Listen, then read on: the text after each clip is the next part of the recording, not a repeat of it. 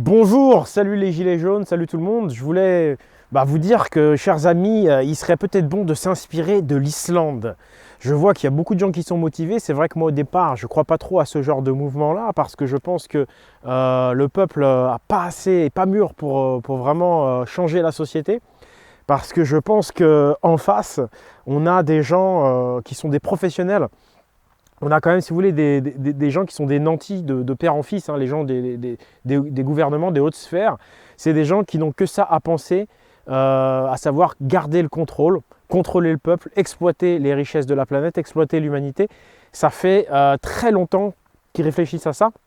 Et surtout, eux, ils n'ont pas besoin de se soucier de leur fin de mois ou de la nécessité comme vous et moi. Eux, en fait, depuis qu'ils sont nés, de génération en génération, leur seul souci, c'est justement comment vous contrôler, donc justement comment contrer des révolutions. Donc ça, les amis, il faut se le mettre en tête.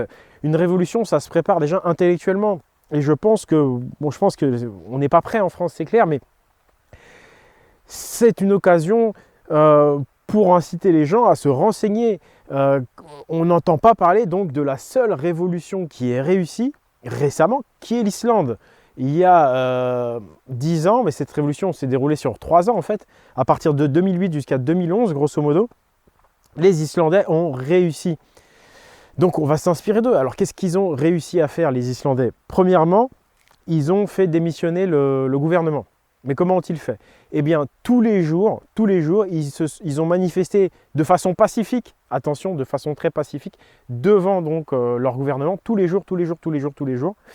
Alors ça, déjà en France, ça va être compliqué parce que pour le pacifisme, il y aura forcément malheureusement des agents gouvernementaux déguisés qui vont venir foutre le bazar pour empêcher que ce soit pacifique.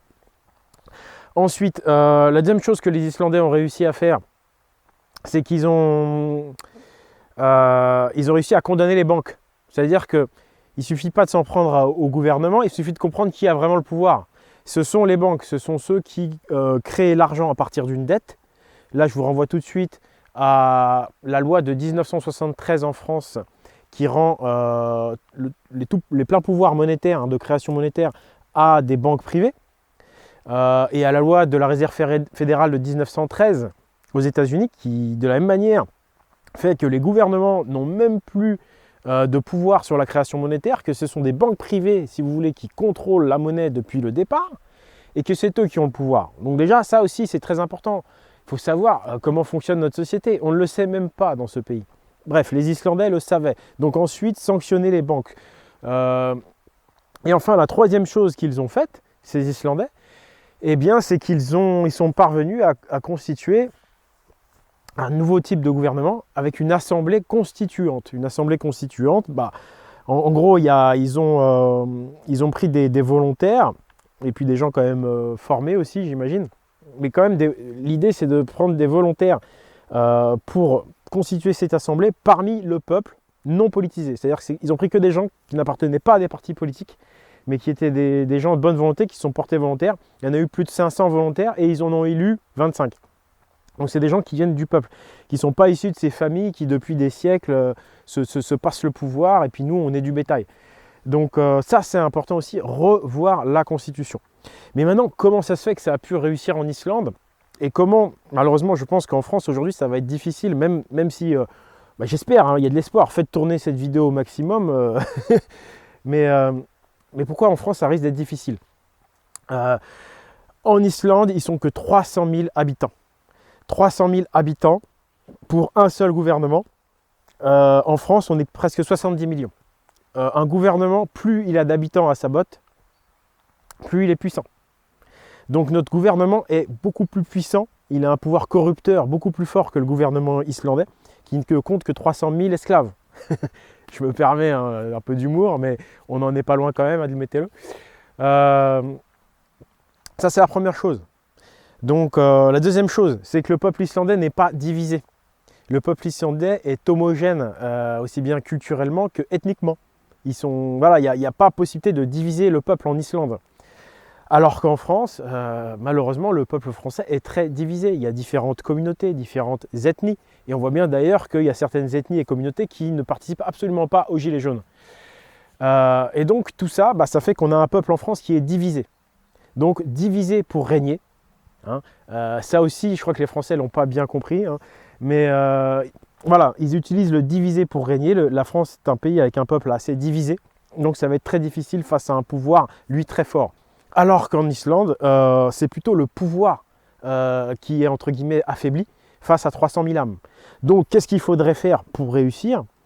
Eh bien, il faudrait plutôt, en France, hein, diviser le pouvoir. C'est-à-dire que nous sommes dans le peuple, nous ne devons pas être divisés. Nous devons diviser, si je puis dire, le pouvoir. Qu'est-ce que ça veut dire? Et nous, essayer de nous réunir. Eh bien, ça veut dire relocaliser le pouvoir, tout simplement. Si vous avez un gouvernement pour 1 million d'âmes, le 1 million d'âmes sera moins esclave qu'un gouvernement pour 300 millions d'âmes, par exemple. Vous voyez? C'est assez logique, hein, c'est la logique impériale, hein. Quand vous avez un empire, vous avez des esclaves, hein, automatiquement. Plus vous avez de gens à votre botte, plus vous êtes puissant, plus le citoyen, entre guillemets, n'est plus justement un citoyen. Maintenant, il faut savoir que l'Islande est très inspirée d'une culture ancienne, hein. C'est un pays viking, entre guillemets, c'est l'un des pays qui est resté le plus attaché à son ancienne tradition. Et il faut savoir que dans l'ancienne tradition antique, donc ça ne concerne pas que les Vikings, ça ne concerne pas que les Celtes, ça concerne notamment les Hellènes aussi. Je vous conseille simplement de relire Platon. Vous relisez Timée, et dans Timée, il donne un exemple de gouvernement qu'il jugerait idéal. Donc après, on peut critiquer ce que propose Platon, mais en tous les cas, on ne peut pas critiquer, je pense, l'idée d'essayer de trouver un gouvernement idéal. L'Assemblée constituante mise en place par les Islandais fait partie, à mon avis, de ces choses positives. Mais d'une manière générale, il faudrait s'inspirer justement de ce qu'on appelle la tradition, je pense, hein, et qui est évoquée effectivement chez les Hellènes, chez Platon, et surtout sans passer par là, tout simplement une chose très simple, qui était bien comprise chez les anciens, c'était qu'il fallait séparer le pouvoir spirituel du pouvoir temporel. Alors là, attention, on se calme, ne vous inquiétez pas, je vais vous éclaircir tout ça. Le pouvoir temporel, c'est le pouvoir politique, en fait, tout simplement, l'exécutif, donc le gouvernement. Et le pouvoir dit spirituel, en fait, c'est le pouvoir scientifique, c'est le pouvoir, enfin, c'est pas un pouvoir, en fait, justement, c'est plutôt ce qu'ils appelaient une autorité. En fait, ce sont tous les scientifiques, les historiens, les chercheurs, et surtout, à leur époque, ce qu'ils appelaient les philosophes. C'est-à-dire qu'il n'y avait pas, comme chez nous, l'absence de la science du bien-être humain. En fait, il y avait dans cette catégorie de gens, l'autorité spirituelle, donc, il y avait des philosophes qui cherchaient le bien-être de leurs congénères. Voilà. C'est-à-dire que c'est comme si on avait, parce qu'on ne l'a pas hein, chez nous, un ministère pour le bien-être de la population. Ça n'existe pas en France, effectivement. Ça existait, si je puis dire, à l'époque. Et ces gens étaient des sages, c'est-à-dire que c'était des ascètes. C'était les meilleurs, c'était des élites au sens où ils avaient une hygiène de vie irréprochable, où ils faisaient preuve de vertu, leurs vertus étaient mises en avant et ils étaient totalement incorruptibles. C'est là aussi où ça va être compliqué à mettre en place aujourd'hui, il y a tellement d'argent. Mais bref, il faut séparer le spirituel donc du temporel. Et aujourd'hui, ce n'est plus du tout le cas, puisqu'en réalité, les deux, la science et le politique sont mélangés parce qu'ils sont tous contrôlés par l'argent. Donc il y a effectivement aussi le problème de l'argent. Ça mériterait de faire des vidéos plus longues et tout ça, parce qu'en fait c'est passionnant, mais ce système des anciens est vraiment exceptionnel, parce qu'ils avaient pensé à tout ce qui ronge notre société. Donc les amis, pour synthétiser, inspirons-nous de l'Islande, essayons de faire une assemblée constituante, comprenons que c'est l'argent le nerf de la guerre, et que c'est donc les banques qui créent la monnaie par la dette, c'est là qu'il faut modifier les choses. Et puis, comprenons qu'il faut absolument séparer le scientifique, le culturel du politique. Et que donc l'argent aujourd'hui qui contrôle les deux fait qu'on est dans une société qui ne peut que s'effondrer. Il faut également donc voilà, séparer tout le côté culturel et scientifique, le rendre indépendant, ce qui ne va pas être facile. Et ça passe obligatoirement par une réinversion des valeurs. C'est-à-dire qu'aujourd'hui, les valeurs morales ont été complètement inversées. Aujourd'hui, on met en avant la perfidie, on met en avant le côté malin. On met en avant la petite trahison, le petit menteur. On ne met plus du tout en avant les bonnes valeurs, en fait, qui sont la vertu, l'attachement à la justice, à la vérité, l'honnêteté. Voilà, donc il faut tout révolutionner. Voilà, il ne faut pas avoir peur de s'inspirer des anciens. Vous venez comme exemple Timée, mais je pourrais aussi vous citer des exemples de ce qu'était la société celto-viking, et que c'était des gens, effectivement, également avec cette mentalité très droite. Si ça vous intéresse, eh bien dites-le dans les commentaires, je vous donnerai des exemples qui montrent la droiture de ces gens et leurs valeurs totalement différentes de nos valeurs d'aujourd'hui qui sont complètement corrompues. Voilà, c'était Oleg, donc n'hésitez pas à faire partager la vidéo et à vous abonner et à me dire si ça vous intéresse que je continue sur cette voie. Merci, au revoir.